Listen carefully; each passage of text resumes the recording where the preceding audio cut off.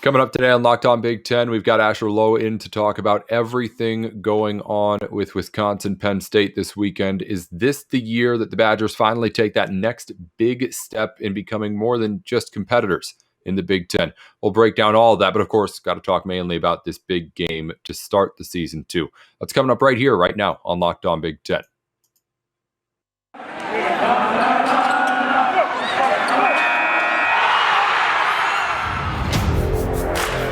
You are Locked On Big Ten, your daily podcast on the Big Ten Conference.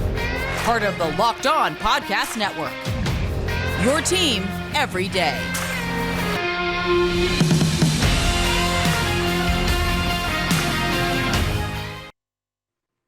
Welcome into Locked On Big Ten, everything you need to know about the Big Ten Conference every single weekday. Alongside our Wednesday co-host, Asher Lowe, I'm Nate Dickinson. You can hear Asher on the Locked On Badgers podcast every single weekday, covering everything going on with Wisconsin. Asher, it's game week, baby. How are you feeling about everything going on with Wisconsin football going into a big first week matchup with Penn State? Oh, I can't wait. We're striping out Camp Randall again. It's been a long time since we've had fans. It's been a long time since Camp Randall's had the juice that it will have on Saturday, and I can't wait to see Madison, Wisconsin in full swing and see a game day environment once again in the best college town in America. Yeah, something probably a little less talked about than you'd expect going on. These fans coming back, a home field advantage going to be a little bit bigger even here in this first week here. Yeah, I think it'll be really big, but it's also interesting. I was listening to our press conferences the other day, and our defensive coordinator yesterday, Jim Leonard, said that he was kind of messing with some of the guys, some of the sophomores and freshmen on defense. And we have a couple that are starting. Nick Herbig was the guy he was talking about. He was messing with them like, are you ready for this? Like, you've never played in front of a single person in your life in college. Like, you ready? You ready for this? Like, half our roster has basically never played in front of a home fan in their lives. So it's not only the freshmen, it's all the sophomores and then some of the redshirt freshmen. And so when you add it all up, basically, like I said, around half the roster's never played in front of a Wisconsin fan. It's going to be crazy this weekend all around college football and the Big Ten especially. And we're going to talk about just the one side, at least, of this one matchup. We're going to try and get Kevin McGuire on from Penn State to talk about the other side later in the week, too. But we'll get more on the game in a minute, Asher. Right now, let's get to just the little news that we have. And I do have very little stuff just on what's going on in the Big Ten, because most people are just talking football right now.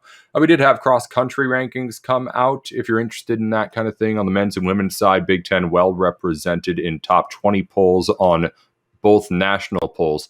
They also have regional polls where they rank the top 5 in each kind of like area of the country that I'm not really sure how they define, but it was Michigan, Michigan State, Indiana, and OSU, Ohio State, in the top 5, just racking up teams in the Big Ten there in the region.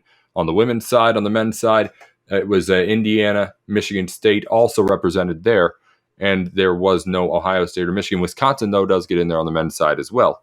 And then also Wisconsin volleyball. I believe we talked about this before on the show, but not with you. Top team in the nation. Big Ten obviously loaded in volleyball every year, but right now, the Badgers are the team that's on the tip top of the totem pole. It's been a nice little tradition that you've started up there in Madison. Yeah, last year was the year that they thought they'd go all the way. They had, of course, Dana Retke, who was largely considered the best player in the country. Sidney Hilly, probably the best setter in the country. And a freshman in Devin Robinson, who now is a sophomore, but last year it's a freshman who was really starring at the net. And this year they bring almost everybody back. Almost everyone on that team decided to come back for their additional year, including Dana Retke, including Sidney Hilly. And they didn't get it done last year. They lost in the national semifinal in an upset loss to Texas. And this is the year where they're coming back as clear national championship favorites, at least in my book. They have a really, really big match against Kentucky coming up later this week on Friday, or a week from Friday, September 10th. So next Friday at the UW Fieldhouse. That's number 3 Kentucky coming into the Fieldhouse, the highest ranked team Wisconsin will play all year, probably all year, assuming Nebraska stays below 3, Purdue stays below 3, whatever in the Big Ten, because the Big Ten is pretty loaded top to bottom this year, as it almost always is in volleyball. But Wisconsin got that first big win against Baylor on Saturday, number 10 Baylor. 3-1 was never really close. Wisconsin won a set 25-7. I mean, they pretty much dominated the match outside of set 3. So this Badger team, led by Retke, led by Hilly, led by Robinson, looking to go all the way this year and get over that national semifinal hump. That's something I think we're going to see just to take a bigger look at things all across college sports this year in football and basketball, but especially in a sport like volleyball. Just the quality of play is going to go up so high because there are so many experienced players returning in situations where they just wouldn't be able to in any other NCAA sanctioned kind of time. But they're able to do it now. And I think in a lot of sports just throughout the year, we're going to see a lot of really, really talented and really skilled play out there that we're not used to seeing at the college level quite as much. But we'll talk more about all that stuff later on. We got football in Penn State after we come back. I do want to just start by, of course, asking about that quarterback position and Graham Mertz. Everyone, of course, is drinking the Kool-Aid right now. They want this guy to be the superstar that he is quite literally selling himself to be here in the preseason. But I got to ask, believing and actually having faith in it'll happen is another story. Where do you think the fans are at in whether or not they actually think it will happen? Graham Mertz taking this team to whatever that next level is, Big Ten championship game again, wherever you're expecting it. I think they believe in it 100%. And I think there are a couple of reasons that they should believe in it. Number one, this guy was dealing with a serious injury we didn't know about after the Michigan game. He dealt with it all that back half of the year. And if you watch the games back, he was a completely different player against Illinois and against Michigan than he was after those games. And it wasn't like, yes, he was playing slightly better defenses, Northwestern, Indiana, Iowa, certainly better defenses than Michigan or Illinois, at least last year, and probably again this year, to be honest. But he was dealing with that shoulder injury that affected his throwing motion, affected his ability to go vertical, and we saw that ability in week one, especially against Illinois. But the other big reason is who he was throwing to. And after week two, or technically week three, after game two against Michigan, he was throwing to not much, at least not much experience, not much talent on the outside. It was Chimere Dike as his one, who's a true freshman, being thrown into that role because of Danny Davis and Kendrick Pryor being out for COVID/injury related reasons, various different issues they dealt with last year. And they're both back, both expected to be in the starting lineup come this Saturday. And I think they will be, and I think they will be most of this year, assuming they stay healthy. And you also have guys like Dike coming back with a year of experience. You have guys like Marcus Allen, a true freshman who's making noise. So this is going to be a much deeper, much more experienced receiving group for him to throw to. Much, much better targets for him on the outside, much better vertical threats on the outside. I think that with a fully healthy season for him, for Mertz, and a fully healthy receiving room, he's going to be much, much better right away. A lot of good points. Good point you bring up with the injury side of things, just with how he's kind of perceived as a quarterback and the questions that are around him. That's a big asterisk to put there. And I want to talk more about that kind of public perception of Mertz and the rest of this team. We will in just a minute with Asher Lowe of Locked On Badgers as we continue here. I'm Nate Dickinson on Locked On Big Ten. Hey, Nate Dickinson here with Locked On Big Ten. BetOnline.ag is the place to go for any of your online sportsbook needs. The baseball season is back underway. The NBA finals are wrapping up. And of course, I know you're already looking at some of those football futures for the fall as well. Whatever your need may be, as far as sports betting goes, BetOnline.ag can help you make your money. Head on over to BetOnline.ag right now for all the best lines, all the news you need to make sure you're up to date before you put those bets in, and we'll get you some free money to start out with too.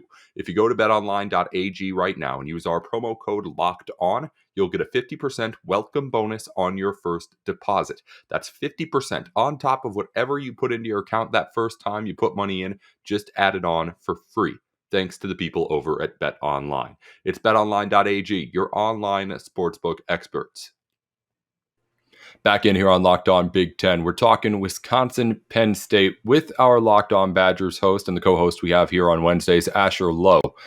Asher, we'll talk more about the Badgers in a minute, but we are here to talk about the matchup. So as someone who covers this team, as someone who's now, of course, taken a very big dive going into week one, I mean, you have had months to think about this opening matchup against Penn State. What are you looking at with the Nittany Lions and what they bring to the table from an opposing side? We've asked Kevin McGuire, our Locked On Nittany Lions host, plenty about what he thinks about this team. Where are you at with the squad? I think that the defense is going to be better than they were last year, and they weren't bad last year. They weren't great by any means by Penn State standards, but I think offense is where the offense kind of put the defense in worse positions. So if you look at certain numbers, I don't think they're exactly fair. Like you look at last year, 27 points allowed per game for Penn State. Okay, I don't know if that's totally on the defense, given how much the offense gave the ball away in bad positions, how little the offense did in certain games to move the football. And I feel like that's kind of the same thing Wisconsin dealt with, where you look at that Iowa game. Yeah, Wisconsin's defense kind of fell apart in the second half, but I'd put it more on the offense not being able to keep them off the field at times. And I feel like Penn State had a similar issue. But the defense returns a lot of talent. Jaquan Brisker, Tariq Castro-Fields, it's going to be a really good secondary in that defense. And I think that's where they can take advantage against Wisconsin receivers that haven't played in a long time in Davis and Pryor, guys that haven't been on the field in quite a while. So that's going to be an interesting matchup to watch, that secondary, experienced secondary against experienced receivers for Wisconsin. Excited to watch that matchup specifically on D. Offensively, it's all about Sean Clifford, man. Like we know it is. We know it's all about Sean Clifford. His legs were sort of a crutch last year. They tried to go to it a ton in terms of him being that dual threat, him being a read option guy. And it just sort of lost its luster because they weren't respecting, no defense was respecting his ability to get it over the top, his ability to beat you with his arm. And he didn't show it last year. So why would you respect it? I wouldn't. And I wouldn't going into this year until he proves it once again. So will he be good enough with his arm to beat really good defenses? And he's playing arguably the best defense he'll play all year in week one. And I don't trust it from what I saw last year, but he's going to have to be able to beat teams as a thrower, not as a runner in week one and beyond this year, if Penn State wants to be back where they want to be, which is at the top of the Big Ten. Where are you pretty confident that Wisconsin's going to be okay in this matchup? Because when I'm thinking about big games as a fan, I'm usually thinking, all right, we should be able to be okay here. But if we want to be able to beat a really good team, we got to be able to take care of this side. But where do you feel like Wisconsin's going to be okay, going to be good? Of course, if things go according to plan. The linebackers are going to be phenomenal. The linebackers are better than Penn State's linebackers. They're better than probably any linebacker combination Wisconsin will see all year long. I think that this is a position, too, where when you look at Jim Leonard's 3-4 defense, you almost always hear about the linebackers. And there's a reason for that. There's a reason Chris Orr, Zach Baum went to the NFL a couple years ago. There's a reason Jack Sanborn last year, with not a ton of stats behind his name or real productivity behind his name, was heralded as one of the better linebackers coming in the country last year and is once again seen that way this year. There's a reason Leo Chanel popped off last year. It's because this scheme puts those guys in phenomenal positions. It makes them the focal point defensively. And when you're versatile as a linebacker, when you can play sideline to sideline, when you can play the run, when you're a tackling machine, when you're also good at getting to the quarterback, that's the kind of thing where when you have all those skills put into one, like a Zach Bond did so well, like a Zach Bond's still doing in the NFL, by the way, you can put him anywhere, essentially on defense, and he'll be okay. Those are the kind of players that really succeed in Jim Leonard's 3-4, and those are the kind of players I think he has in Jack Sanborn and Leo Chanel, and I think that those two guys will be two of the best players in the field on either side of the ball come Saturday. I want to ask more about on the Wisconsin side again, Asher. On that offense, we talked about Graham Mertz a little bit, but of course, Wisconsin's known as a running football team, maybe more known than any team in the country for being able to put the ball on the ground. We've talked about Jalen Berger before already. The biggest criticism behind him is not his lack of talent, but really just people don't think that he can be a Jonathan Stewart or a Melvin Gordon or anybody else. But what's the argument that you make to say that, yes, he can be just as good as those guys? I don't know if he's going to be a Jonathan Taylor, man. Like there's only one. I don't think there'll be another Jonathan Taylor. There'll never be another Melvin Gordon. So I don't want to put him in the. I feel like we do this in I'm a basketball guy. We do this in basketball all the time, where we're like, like, is he the next Kobe? Is he the next LeBron? The media does that a lot. And if I were to do that with Jalen Berger, that'd be unfair to Jalen Berger. Like that's a crazy level to live up to. And I don't think Jalen Berger has to be Melvin Gordon or Jonathan Taylor for this team to find success.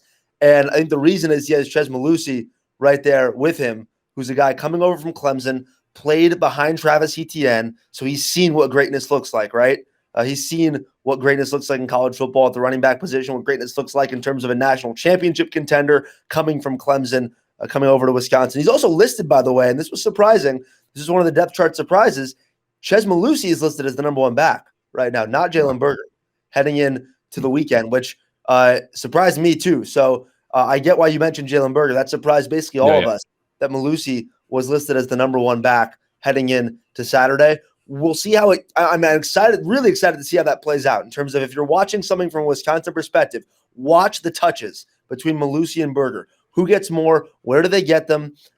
Who's the guy featured in the passing game? These are all questions that we don't really have answers to heading into week one. Right? How much does a freshman like Braylon Allen play? Or does he play? How much does maybe an Isaac Garundo play behind them at running back? So the running back touch distribution, as it was going into last year, and the last 3 years before that, when I was at school, it wasn't a question, right? Jonathan Taylor was getting the ball. That was it. End of discussion. Jonathan Taylor was getting the ball 30 times a game. This year, just as it was last year, that's a big question. Who's getting the ball? How much are they getting it? And that's a question I think you should be watching for come Saturday. Asher, we talk more about this matchup between Wisconsin and Penn State. Why so much confidence with Sean Clifford? I don't know if it's confidence really, but you seem like when we asked about what you thought about the Penn State team, it was basically all about the defense and how great that was before you brought up that quarterback. That really, I think Penn State's starting to think of a lot in the same way that Wisconsin fans think of Graham Mertz on the other side of this division. What's your take on why you think Wisconsin's going to be able to have that success on defense, especially? Because I think both teams right now have some talent on offense to work with to suggest they're going to be able to put up points. I'm not super confident Wisconsin's going to have a ton of success on defense the whole game. I think this Penn State team is good enough to make life really difficult on Jim Leonard, but I am confident, like I said, that the linebackers will ball out. They'll ball out against the run, the ball out against the pass. And listen, Sean Clifford has a ton of weapons around him. Jahan Dotson, Parker Washington. These are guys that scare me in terms of names at wide receiver. The running backs with Noah Cain coming back, he's been dangerous in his career. Noah Cain's going to be really tough to deal with for this Wisconsin front, and they're going to have to win that battle at the front with Keanu Benton on the defensive line to find success against the run against Noah Cain. With Sean Clifford, though, the question he didn't answer all of last year was, can he beat you as a thrower? Can he sit back in the pocket and beat you as a pure passer? And he didn't answer that last year. He didn't even answer that to me in the games, aside from, I guess, which is ironic because I'm talking about Mertz's Illinois game too. Aside from the Illinois game, and do we even count Illinois? Aside from the Illinois game, and he was good against Michigan State too last year, second half of the year, in those last two games. But aside from those two games, he didn't answer that question once to me.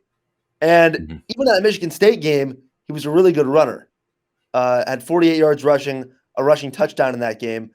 But they tried to run him so much last year that I feel like I said, it became almost one-dimensional in that way, where they were lining up as this read option threat and he's not bad with his legs, but he's not special with his legs. And I feel like he's going to have to be the 2019 thrower that we saw for some of that year, for more of that year than we saw it this year. And he's also going to have to take care of the ball, man, because he had some head-scratching turnovers last year. And if you make those mistakes against Wisconsin, they are not – Wisconsin and Indiana, those kind of defenses, they're not going to give you that same mistake twice. Like, they're going to take the ball away. Mm-hmm. Yeah, you brought it up. I wasn't going to ask again because you had kind of already explained with the injuries with Mertz and obviously COVID stuff happened and other stuff. But I can hear the Penn State fans just yelling in their cars already. You say you can't say that Sean Clifford's proven anything. What has Graham Mertz proven, Asher? Graham Mertz has a better defense coming into this game. Graham Mertz, in my opinion, has a better 1-2 at running back. Noah Cain's great, but Wisconsin has 2, maybe even 3 guys that will contribute there. Graham Mertz has, in terms of a defense that will keep him in good positions, right? Like give him better starting field position. Take away the ball more than Penn State's defense will take away the ball. And I think that's where Graham Mertz has the advantage. I'm not sure. I can sit here and say he has a pure advantage in terms of a player, and he's proven more than Sean Clifford has in the Big Ten because he hasn't. But I think he has better pieces surrounding him on both sides of the ball overall. I think Sean Clifford, like I said, has really good wide receivers. I like Jahan Dotson. I like Parker Washington. I also like Danny Davis and Kendrick Pryor. I don't think it's a huge mismatch there, but I'd probably give the slight edge to Penn State there going in to week one. I would.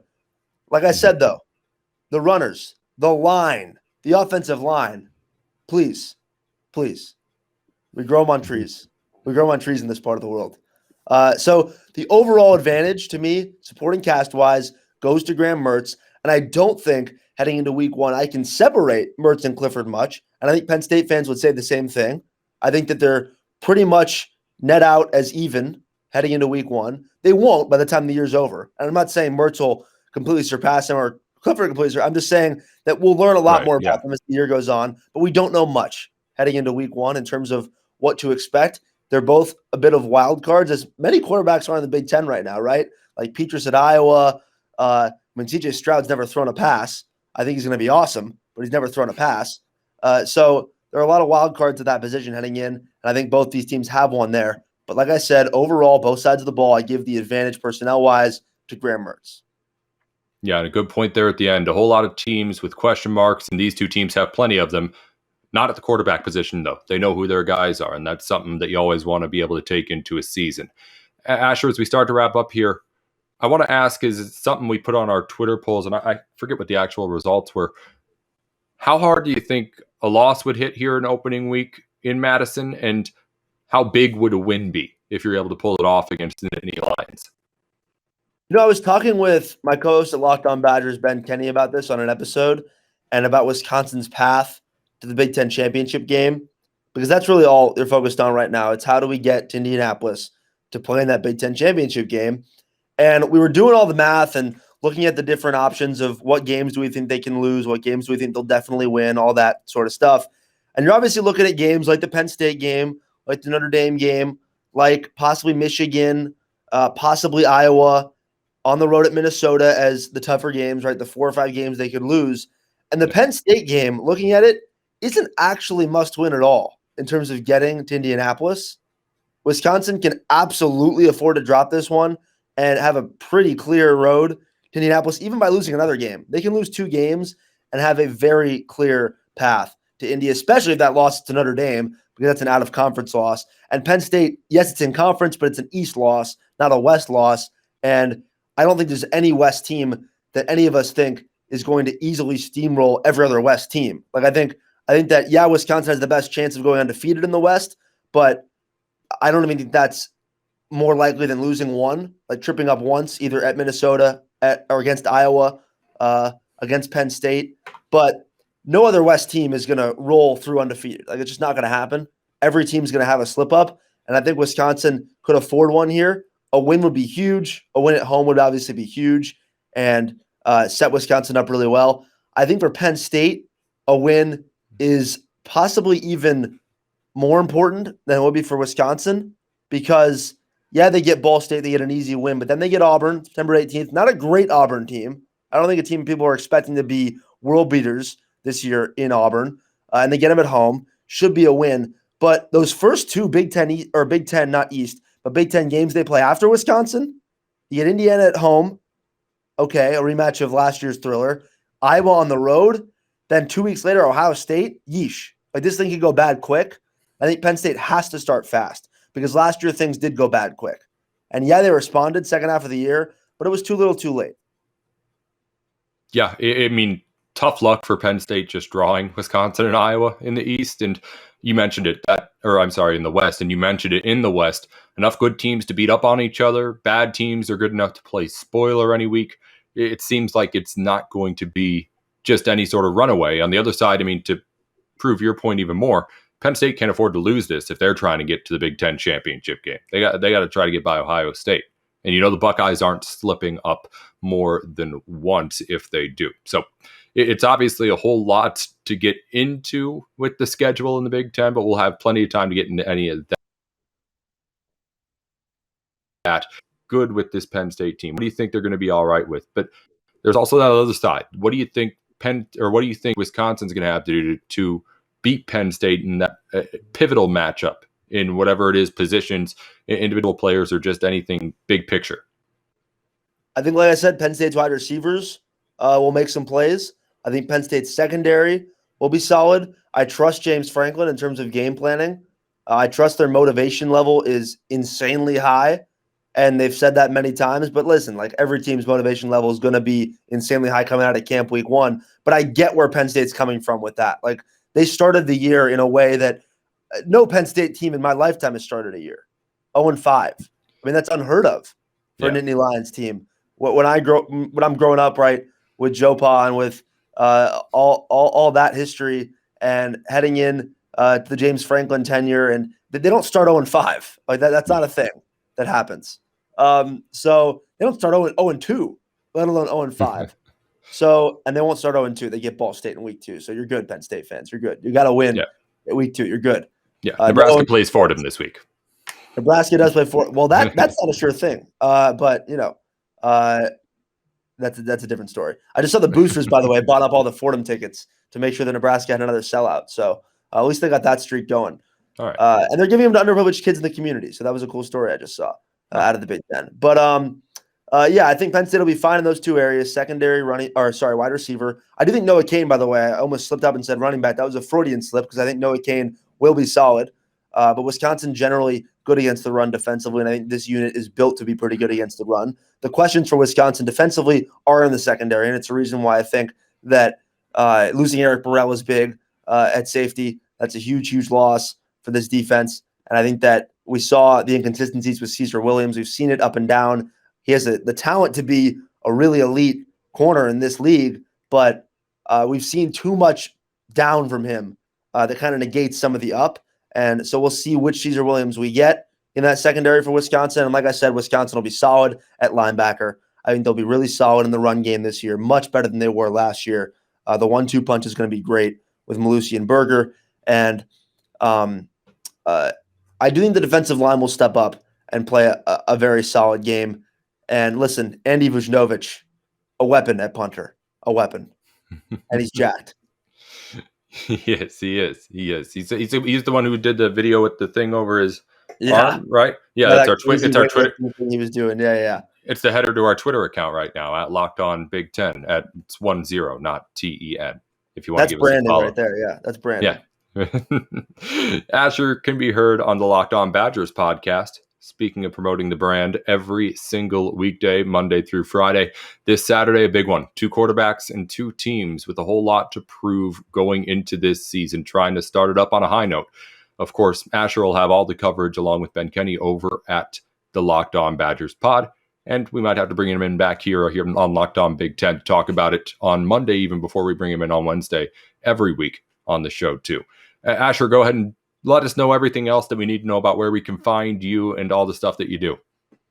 Yeah, so Locked On Badgers, of course, BadgersWire.com. We cover Wisconsin football and basketball at USA Today Sports. So head to BadgersWire.com for all the pregame stuff from both the Penn State and Wisconsin perspective. We're talking about the Nittany Lions a lot as well, leading up, covering James Franklin's press conferences, all that good stuff. And, of course, talking Wisconsin, talking all the press conferences from the coaches and all that good stuff. So head over to BadgersWire.com. And check it all out. For Asher Lowe, I'm Nate Dickinson. This has been Locked On Big Ten. We're back tomorrow with, again, everything you need to know about the Big Ten Conference every single weekday. Hey, Nate Dickinson here with Locked On Big Ten, here to tell you a little bit more about Built Bar, helping you get the show here today. Built Bar is the place to go for all of your protein needs. They have more than 15 grams of protein per bar with less than 5 net grams of carbs and 5 grams of sugars as well. It's all the healthy stuff you want without any of that unwanted filler, but great flavor too. Built Bar has 100% chocolate in every single bar, and these things taste outstanding. People are loving the new grasshopper flavor. It's supposed to be a little bit of a play on the mint brownie Girl Scout cookies that people like so much. So you can go and try that or any other flavor out right now at BuiltBar.com and save some money by using our promo code LOCKED15. That's LOCKED15 for 15% off your first order at BuiltBar.com. Built Bar, the official protein bar of the U.S. track and field team, so you know these guys are legit. That's Built Bar, helping you get the show here today, and we thank you, Built Bar.